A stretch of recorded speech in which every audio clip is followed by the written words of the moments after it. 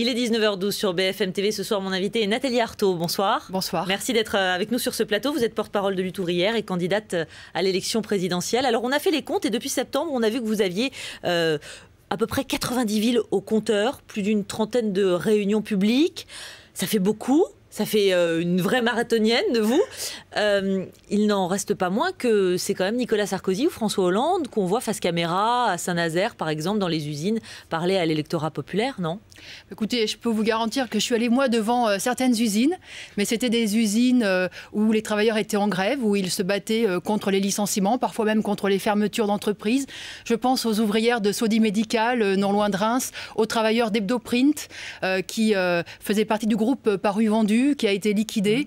Donc tous ces travailleurs-là, je peux vous garantir que ni Hollande ni Sarkozy ne vont les voir parce qu'ils n'ont rien à leur dire à ces travailleurs qui sont confrontés au licenciement. Et ça, c'est révoltant parce que c'est cela justement à qui il faudrait dire et proposer un certain nombre de choses. Et moi, je pense qu'il faudrait s'engager auprès d'eux à interdire les licenciements. Dans cette période de crise, ce serait la première mesure à prendre contre le chômage. Ça fait partie de votre programme, on va y venir dans un instant, mais comment vous expliquez alors que vos déplacements, ces réunions publiques, elles ne sont pas médiatisées? Il y a un problème, il y a un déficit. Ça, c'est pas moi de l'expliquer, c'est plutôt aux médias. C'est vrai que je ne suis pas très audible dans les médias, mais vous savez que vous êtes bien placé pour le savoir. C'est vous-même qui faites les invitations. J'ai en tout cas été entendue par tous ceux qui sont rendus effectivement dans mes meetings et qui m'ont écouté. J'ai effectivement essayé de sillonner le plus de villes possible parce que je suis moins connue qu'Arlette L'Aiguiller. Je dois aussi m'employer donc à me faire connaître. Donc voilà, on n'a pas attendu les bras croisés. Alors effectivement, vous n'attendez pas les bras croisés, et le FN et Mélenchon grappillent quand même sur votre terrain, mangent sur votre terrain. L'électorat ouvrier, est-ce qu'il n'a pas tendance à fuir vers Marine Le Pen? Écoutez, moi je pense que les travailleurs qui sont tentés par le vote Front National, eh bien ils ont tort. C'est se tirer une balle dans le pied parce que Marine Le Pen, c'est Nicolas Sarkozy en pire. Et puis je voudrais dire que Marine Le Pen, elle est comme tous les autres. Elle est exactement comme les autres, elle veut sa petite place au soleil, elle veut en fait s'intégrer au système. Alors elle a cet avantage sur les autres qu'elle n'a jamais gouverné et qu'elle peut se présenter comme le sauveur suprême, mais non, elle est comme les autres. Alors elle a trouvé son petit créneau, son créneau bien dégueulasse, basé sur les préjugés racistes, nationalistes. Elle compte là-dessus pour se faire élire. Mais moi je tiens à dire que si les travailleurs veulent changer leur sort, eh bien il ne suffira pas de glisser un bulletin dans une urne pour le faire. Il va falloir se préparer à des grandes luttes, à se défendre effectivement contre les bas salaires, contre les licenciements. Et quid de Jean-Luc Mélenchon? Il vous fait du tort aussi. Il a ces grandes phrases, comme par exemple une dernière en date, le capitaine du pédalo, c'est repris dans tous les médias. Il fait du buzz autour de lui, les grandes gueules, évidemment. Là aussi...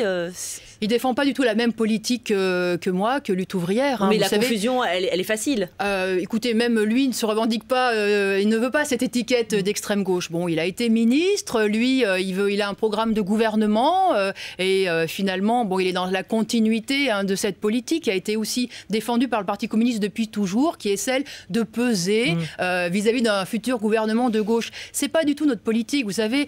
Nous pensons que le capitalisme a fait son temps et qu'avec cette crise, on voit que c'est un système qui est en faillite, qu'il faut combattre, pas Jean-Luc Mélenchon. Donc, bon, on a une toute autre politique et je pense que les différences se verront dans cette campagne. Alors, vous parliez évidemment de cette crise. On la voit encore, le climat social du moment, avec ces grèves qui se poursuivent pour le 7e jour demain dans les aéroports, alors que les Français partent en vacances et c'est souvent pour eux vraiment le moment de rentrer dans leur famille.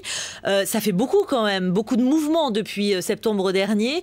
Comment on fait dans une situation pareille? Et qu'est-ce que vous pensez évidemment de la proposition de Nicolas Sarkozy de remplacer les agents par la police?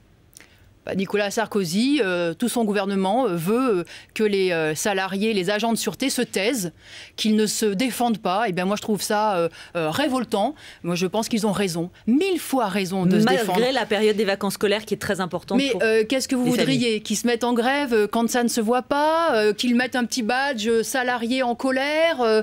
C'est comme ça qu'ils auraient gain de cause, vous croyez? Mais non, en réalité, vous savez, ils ont tout tenté pour avant de faire cette grève. Mais vous vous rendez compte comment ils sont traités, ces travailleurs. Des salaires de 1200, 1500 euros net pour travailler en horaire décalé, pour travailler le week-end, pour travailler les jours fériés, des conditions de travail innommables, sans cantine, sans salle de repos, avec un stress permanent, avec aussi une précarité qui s'abat sur eux, des temps partiels. Donc ils ont raison, 1000 fois raison de se battre. Vous savez, il y aurait une raison simple de régler le problème. Et ça, le gouvernement pourrait le faire en 5 minutes. Par exemple ? Eh bien, forcer ces patrons de la Brinks, de Securitas, de verser les 200 euros de primes qui sont demandées, 200 euros de plus. Moi, je crois effectivement que c'est leur droit, c'est quand même leur dû. Hein. Aujourd'hui, on ne peut pas vivre avec effectivement des salaires de 1200 euros et des fois même moins. Je vous soumets la proposition d'Eva Joly et d'Écologie Les Verts. Elle préconise d'obliger à négocier avant d'avoir recours à la grève. Mais il faut que là en l'occurrence, si le gouvernement veut dire son mot, eh bien, il devrait imposer à ces groupes d'accorder les 200 euros. Voilà ce qu'il faudrait faire. Parce que vous savez, bon, la négociation, ils l'ont tenté. Ils ont même déposé un préavis de grève qui, normalement, aurait dû déboucher sur une négociation. Mais le patron ne veut pas. Les patrons, aujourd'hui, ne veulent pas négocier. Alors, quels moyens ils ont pour se faire entendre ? Eh bien, cette force-là, moi, je crois que c'est une lutte qui est courageuse, qui se fait effectivement envers et contre tous. Et je crois qu'elle devrait inspirer bien des travailleurs qui sont confrontés en réalité aux mêmes conditions de travail et au même salaire de misère. Et en tout cas, moi, ils ont tout mon soutien. Avant d'en venir à votre héritage d'Arlette Laguiller, je crois que vous reprenez d'ailleurs travailleurs-travailleuses en chaque début de meeting. Travailleuses, travailleurs, absolument. Elle vous accompagne, Arlette Laguiller, lors de vos déplacements ? Elle vous épaule ? Oui, elle m'épaule, bien sûr. Bien sûr, et elle suit cette campagne. Elle se fait discrète, évidemment, puisque c'est moi qui dois occuper le devant de la scène.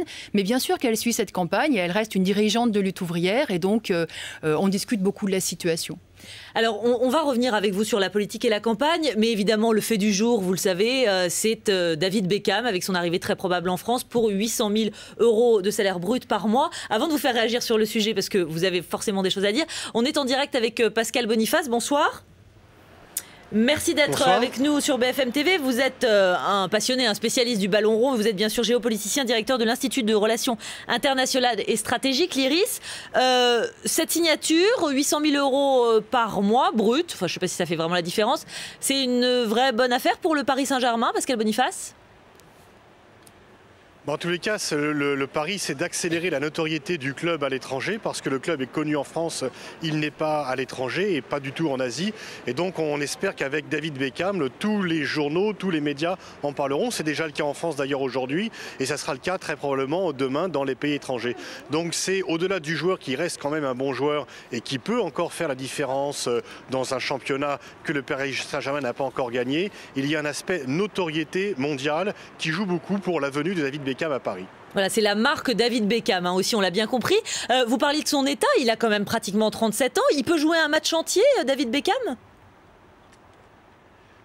Il a que 36 ans, il aura 37 ans au mois de mai. Il peut encore jouer, peut-être pas un match tous les 3 jours, mais il peut encore, en tous les cas, jouer un match de temps en temps, peut-être par semaine, jouer des bouts de match et avoir un impact à la fois sur les équipes adverses et puis également dans le vestiaire. Parce que malgré sa très grande notoriété, c'est pas quelqu'un qui pose problème, il n'a pas un caractère difficile, ils se font très bien dans l'ensemble.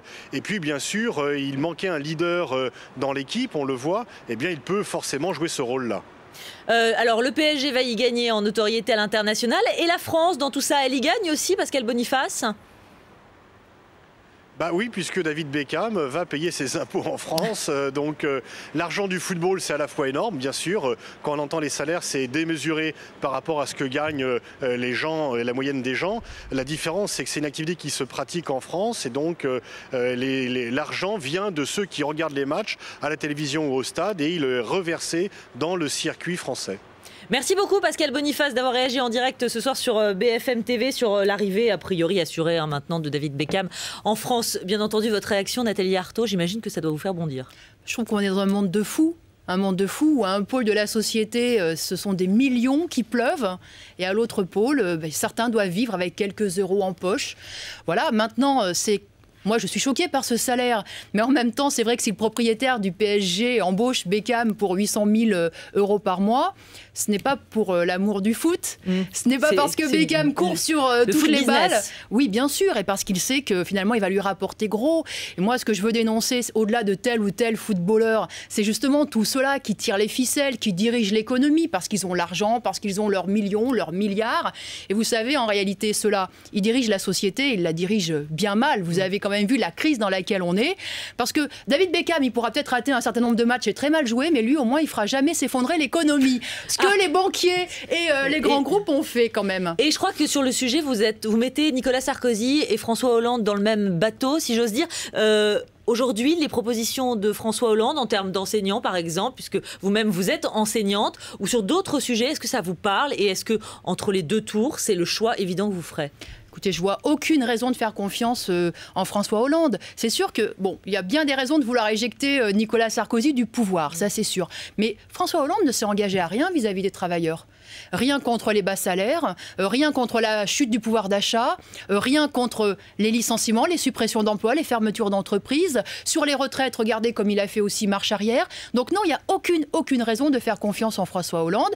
On l'aura compris, hein, les travailleurs vont devoir effectivement compter que sur eux-mêmes, sur leurs propres forces, s'ils veulent ne pas être ceux qui vont payer pour cette crise, hein, y compris sur le terrain de la rigueur. Quand Hollande critique Sarkozy, c'est pour expliquer qu'il faut une rigueur plus juste. Mais vous savez, quand on parle de rigueur, c'est toujours aux classes populaires qu'on fait payer. Et ça, moi, ça me révolte. Parce que dans cette crise, il n'y a vraiment que les travailleurs qui payent. Ils payent avec leur salaire, ils payent avec leur emploi. Et tous ces plans de rigueur, c'est quand même dans leur poche. Mais vous avez chiffré, Nathalie Arthaud, vous, les propositions que vous faites, comme effectivement augmenter les salaires ou encore supprimer totalement les évictions, les licenciements? Moi, je pense qu'il faut effectivement commencer par interdire les licenciements, hein, les suppressions d'emplois. C'est chiffré, ça? Et c'est chiffré à 6 millions de chômeurs. Hein, oui, mais ça c'est le vrai chiffre. Dans la pratique pour vous. Et moi je pense que tant qu'il reste un chômeur dans cette société, eh bien il faut se battre pour effectivement imposer qu'il y ait une répartition du travail.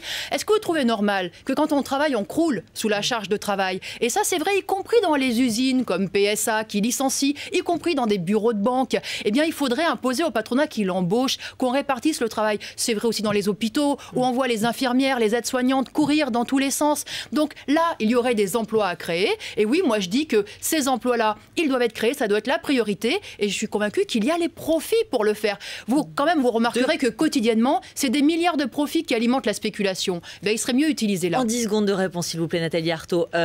À partir de quel score votre campagne sera une réussite aujourd'hui? Je crois que vous êtes à 0,5% dans les intentions de vote. On aura réussi quand on aura fait entendre nos idées le plus largement possible, parce que moi je suis sûre qu'ils ne tomberont pas dans l'oreille de sourds, ça tombera dans l'oreille de travailleurs confrontés effectivement au patronat. Et je suis convaincue que ces idées-là, se battre pour l'emploi, pour les salaires, et contrôler aussi ce qui se passe dans les entreprises, eh bien ça sera des idées utiles pour les travailleurs. Vous êtes enseignante et je crois que vous exercez encore actuellement. On est en campagne. Quand est-ce que vous allez vous mettre en congé?